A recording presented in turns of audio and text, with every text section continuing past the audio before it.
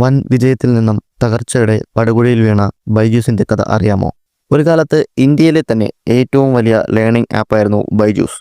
കുട്ടികൾക്ക് പഠനം ഇനി കളിയാവാം എന്ന ലളിതമായ സന്ദേശം കൊണ്ട് ഇത്രയും വളർന്ന കമ്പനിയെ ഇന്ന് നമ്മൾ പറയുന്നത് തകർച്ചയുടെ കഥയായിട്ടാണ്.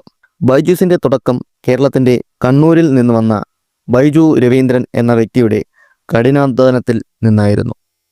2008 ലേണിംഗ് ക്ലാസ്സായി തുടങ്ങിയ യാത്ര 2015 മൊബൈൽ ആപ്പായി രൂപപ്പെടുമ്പോൾ ഇന്ത്യയിലെ തന്നെ ടോപ്പ് എഡ്യൂക്കേഷൻ പ്ലാറ്റ്ഫോം ആയി മാറിയിരുന്നു ബൈജൂസ്.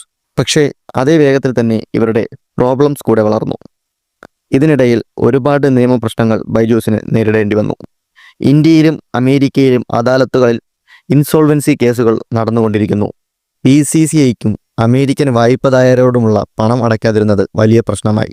2022 22 മില്യൺ ആയിരുന്നു ബൈജൂസിന്റെ മാർക്കറ്റ് വാല്യൂ എങ്കിൽ 2024 അത് ശൂന്യതയിലേക്ക് മുട്ടുകുത്തി. ഒടുവിൽ 2025 ബൈജൂസ് ആപ്പ് പ്ലേ സ്റ്റോറിൽ നിന്നും നീക്കം ചെയ്യപ്പെട്ടു. ഒരു വലിയ കമ്പനി തകർന്നു വീഴുന്നത് ദുഃഖകരമായ കാഴ്ചയാണ്. പക്ഷേ അതിനുള്ളിൽ നാം കാണേണ്ട ഒരു പാഠമുണ്ട്. തക്ക സമയത്ത് പിടിച്ചു നിൽക്കാനും ഉപഭോക്താക്കളുടെ വിശ്വാസം നഷ്ടമാകാതിരിക്കാനും നമ്മൾ ശ്രദ്ധിക്കണം. ബൈജൂസ് 3.0 എന്ന പേരിൽ പുതിയൊരു AI ലേണിംഗ് പ്ലാറ്റ്ഫോം ആരംഭിക്കാൻ അവർ ശ്രമിക്കുന്നു എങ്കിലും അതിൻ്റെ വിശദതകൾ ഇപ്പോഴും അപ്രത്യക്ഷമാണ്. ബൈജൂസിനെ കുറിച്ചുള്ള നിങ്ങളുടെ അഭിപ്രായങ്ങൾ കമൻ്റായി രേഖപ്പെടുത്തുക.